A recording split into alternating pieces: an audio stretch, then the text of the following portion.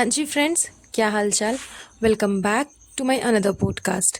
तो साहिबा ने new vlog upload कर दिया है जिसमें कि उसने दिखाया कि उसने अपने बेबी के लिए न्यू बेड परचेज किया है, यानी कि हैदर के लिए एक नया बेड खरीदा है साहिबा ने।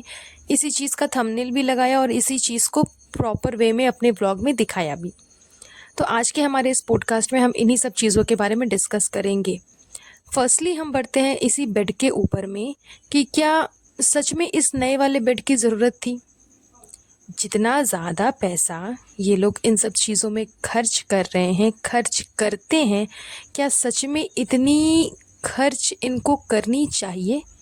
मैं ये नहीं बोल रही कि बेड की ज़रूरत नहीं थी, बिल्कुल थी, लेकिन क्या घर में पहले से बेड अवेलेबल नहीं था। रूहान का बेड था ना, ये लोग चाहते तो रूहान के बेड को यूज़ कर सकते थे। आप में से ज़्यादातर लोगों ने ये चीज़ देखी होगी अपने अपने घरों में कि घर पे अगर पहले से ऑलरेडी एक बच्चा है और फिर से न्यू बॉर्न बेबी आया है तो हम पहले वाले बच्चे की अधिकतर चीज़ें उस नए वाले बच्चे को खेलने दे देते हैं, क्योंकि उसका सामान तो एज इट इज़ पड़ा ही रहता है। वो धीरे धीरे ग्रो करता है, तो उसकी बचपन की चीज़ें, उसके बचपन की सामान, उसके बचपन के सारी ड्रेसेस, वो सब कुछ ऐसे ही रखी रहती है। तो वो सारी चीज़ें हम न्यूबॉर्न बेबी को दे देते हैं, चाहे वो मेल हो फीमेल हो जो भी हो, क्योंकि बच्चे में तो उतना समझ में नहीं आता कि लड़की वाले लड़के को नहीं पहनाना, लड़के वाले लड़की को नहीं पहनाना, ऐसा कुछ तो रहता नहीं। क्योंकि न्यूबॉर्न बेबी को ज़्यादातर पुराने कपड़े ही पहनाने चाहिए, जिसकी वजह से उसके बॉडी पे रैशेज़ ना आए। ये चीज़ अधिकतर लोग बोलते हैं।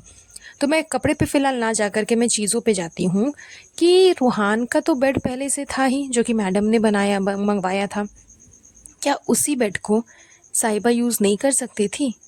बिल्कुल कर सकती थी, लेकिन नहीं करेंगी। मैं भाभी का सामान क्यों यूज़ करूँगी फ्रेंड्स, वो तो रूहान का है ना, वो तो अब बेकार हो गया। मैं पुराना सामान यूज़ नहीं करती।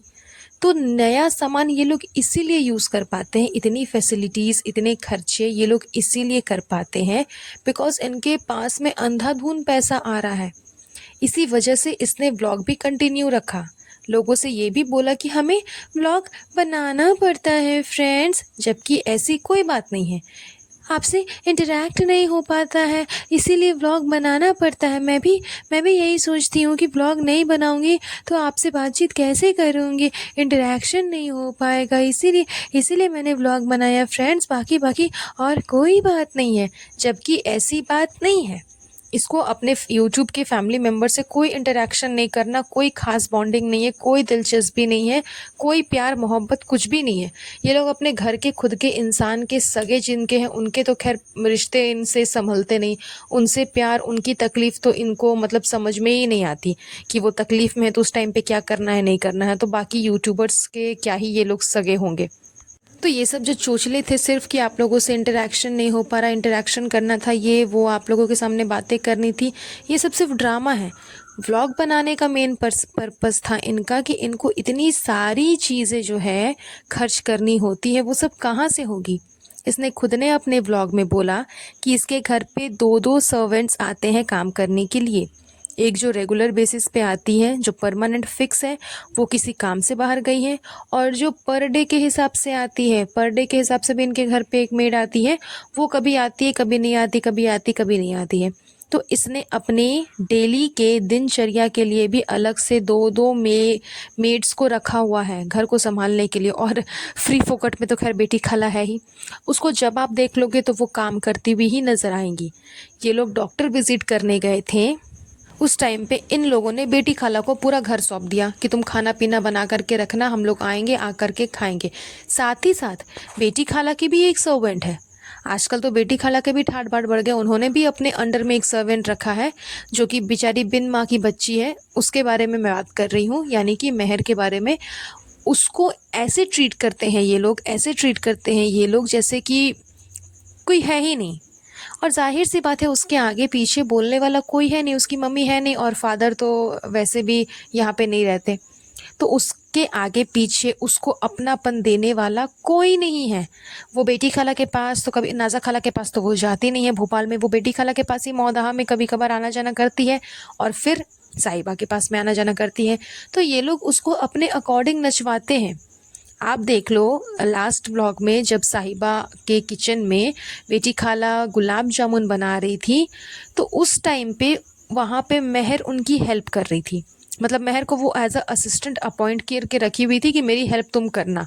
उस टाइम पे नाज़ा खाला, नाज़ा खाला की बेटी, रिज़ा, कोई भी किचन में अवेलेबल नहीं था। जबकि गुलाब जामुन बनाए ही इसीलिए जा रहे थे बिकॉज़ नाज़ा खाला को रेसिपी सीखनी थी। और इनके जो घर पे मावा है ना, मावा बोल लो, खोआ बोल लो, वो बच गया था। इस वजह से उसको यूज़ करने के लिए इन लोगों ने गुलाब जामुन बनाया, और उस गुलाब जामुन को प्रिपेयर करने के लिए महर की हेल्प ली। तो वो बच्ची सारे काम करती है घर की, चाहे वो साहिबा के काम हो, चाहे वो बेटी खाला का काम हो, नाज़ा खाला का काम हो।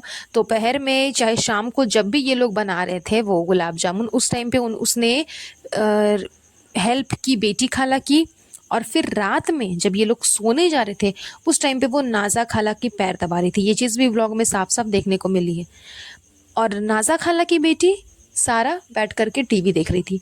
क्यों उसकी बेटी अपनी माँ की पैर नहीं दबा सकती है? रिज़ा नहीं दबा सकती है अपनी फूफी की पैर, या फिर मासी की जो भी लगती है उसकी पैर? लेकिन नहीं दबाना है ना, वो सारे काम महर से ही करवाना है। क्योंकि वो बच्ची इतनी ज़्यादा इनोसेंट है, इतनी ज़्यादा इनोसेंट है कि वो किसी को कुछ नहीं बोलती, वो किसी को कुछ भी नहीं कहती, किसी के सामने घमंड नहीं दिखाती। फ़िलहाल वो 1 से 1.5 महीने के लिए मुंबई आई हुई है। इस वजह से साहिबा ने उसका एडमिशन करा दिया ट्यूशन क्लासेस में, उसको ट्यूशन दिलवा रही है। तो वो बच्ची इस चीज़ को लेकर के इतना ज़्यादा सिंसियर है, इतना ज़्यादा सिंसियर है कि वो रात को 2-2 3-3 बजे तक बैठ कर के पढ़ रही थी। क्योंकि उसको पता है कि वो स्कूल तो जा नहीं सकती यहाँ पे, उस इतने दिन उसके स्कूल भी एब्सेंट होंगे। तो एटलीस्ट अगर ट्यूशन क्लासेस में उसको कुछ समझ में आ रहा है, कुछ पढ़ाया जा रहा है, कुछ सिखाया जा रहा है, तो उस चीज़ को वो अच्छे से सीखे, और जितनी जल्दी हो उतनी जल्दी सीखे और अपनी लाइफ में उस चीज़ को लाए। सेम चीज़ उसने बताया कि जो ट्यूशन क्लास की टीचर थी उन्होंने उसको प्राइम फैक्टर सिखाया, तो उस चीज़ को वो रात-रात को 2-2 3-3 बजे तक बैठ कर के पढ़ रही है। और साहिबा आई थी उसको डिस्टर्ब करने के लिए कि तुम इतना इतना क्यों पढ़ रही हो महर? अपनी तबीयत ख़राब कर लोगी क्या? जाओ जाके सो जाओ, जाओ लाइट में पढ़ना, जाओ ऐसे करना वैसे करना।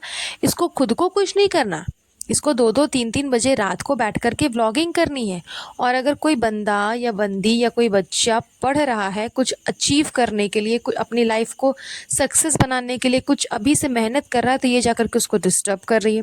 वो बोल भी रही है कि अभी बहुत ज़्यादा सिंसियर होना पड़ेगा, बहुत ज़्यादा पढ़ाई को हल्के में नहीं ले सकते, हमें इसको लेकर के बहुत ज़्यादा सिंसियर होना पड़ेगा, बिल्कुल ध्यान देना पड़ेगा, तभी मैं आगे कुछ कर पाऊँगी। और ये इसको कोई फ़र्क ही नहीं पड़ा, ये हँस रही है, हँसते-हँसते बोल रही है। मतलब इन लोगों ने उस बच्ची को भी प्रॉपर वे में बिल्कुल अपने आगे पीछे घुमाने के लिए बुलाया है। और महर अभी 1 से 1.5 महीने यहाँ पे क्यों रुकेगी? क्योंकि बेटी खाला 1 से 1.5 महीने तक अभी यहाँ पे रहने वाली है, तब तक जब तक साहिबा का जो बेबी है वो थोड़ा सा बड़ा नहीं हो जाता। साहिबा 1-1.5 महीने में कुछ सीख नहीं लेती कि बच्चे को कैसे हैंडल करना है, कैसे नहलाना है, कैसे धुलाना है। ये सारी चीज़ें जब तक वो सीख नहीं लेती ना, तब तक बेटी खाला यहीं पे धरना देने वाली है, वो यहाँ से हिलने वाली नहीं है। क्योंकि इसकी सासू माँ तो चली गई और मेड्स के भरोसे इसने अपने बच्चे को छोड़ा हुआ है। मतलब हैट्स ऑफ, ऐसी माँ तो मैंने पहली बार देखी है जिसने अपने बच्चे को आया के भरोसे छोड़ा है कि उसकी मालिश वो करेगी, उसको नहलाएगी। वो ये सिर्फ क्या करेगी, फॉर्मेलिटी के लिए फीडिंग करवाएगी। इसका बस चलता तो फीडिंग करवाने के लिए अगर कोई और होता ना, तो ये उसको दे देती कि लो तुम भी फीड ही करवा लेना, मुझको नहीं आता, मुझे डर लगता है। डर का बहाना कर करके इतनी कामचोरी कि अपने बच्चे को लेकर भी इतनी कामचोरी ये करेगी, मुझे ऐसा लगा नहीं था। जिस बच्चे के लिए इतना ज़्यादा प्रिपेयर कर रही थी ये लोग, इतने ज़्यादा परेशान थे, इतने ज़्यादा दुआएं मांग रहे थे, दुआएं दे दो, ये कर दो वो कर दो, उसी बच्चे को केयरलेस के जैसा छोड़ देना, दूसरे के हवाले कर देना। उसको मालिश करने के लिए कोई और आएगा, उसको नहलाने के लिए कोई और आएगा, उसको खिलाने पिलाने के लिए कोई आएगा, उसके साथ खेलने के लिए कोई और आएगा। मतलब गजब की माँ है, गजब के पेरेंट्स ये लोग भी अजूबे हैं, बिल्कुल अजूबे हैं।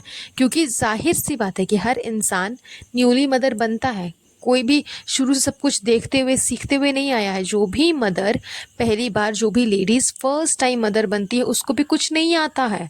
वो भी धीरे धीरे करके सीखती है। लेकिन इसका ये मतलब नहीं कि वो अपने बच्चे को नैनी के भरोसे छोड़ देती है कि सब कुछ नैनी करेगी, काम वाली करेगी। उसके लिए अलग से हम कोई रख लेंगे किसी को जो कि उसको संभालेगी। इस टाइप से तो आपके बच्चे का इंटरेक्शन आपके साथ में होगा ही नहीं। इस चीज़ में तो देखा जाए तो मैडम और रूहान का इंटरेक्शन बहुत अच्छा है। मैडम ने हमेशा अपने बच्चे को अपने आसपास रखा। वो तो घर वालों तक को नहीं देती थी बच्चे को। इतना ज़्यादा बच्चे को कंट्रोल में कर के रखती थी कि अपने खुद के घर वालों तक को बच्चे को नहीं देती थी। मैडम अपने ही कंट्रोल में रखी रहती थी। बट साहिबा साहिबा तो स्टार्टिंग से ही अपने बच्चे को दूसरे के हवाले छोड़ देती है कि लो तुम ही सब कुछ करो, मैं बस फीड करवाऊंगी। और क्यों करवाऊंगी? क्योंकि मुझे दिखाना भी है ना कि फ्रेंड्स, मैं बहुत थक गई, मैं बहुत लो फील कर रही हूँ, मैंने बच्चे को फीड कराया है फ्रेंड्स, मेरी ना टाइमिंग बिल्कुल सही नहीं है, शेड्यूल बिगड़ गया है, ऐसे हो गया है, वैसे हो गया है।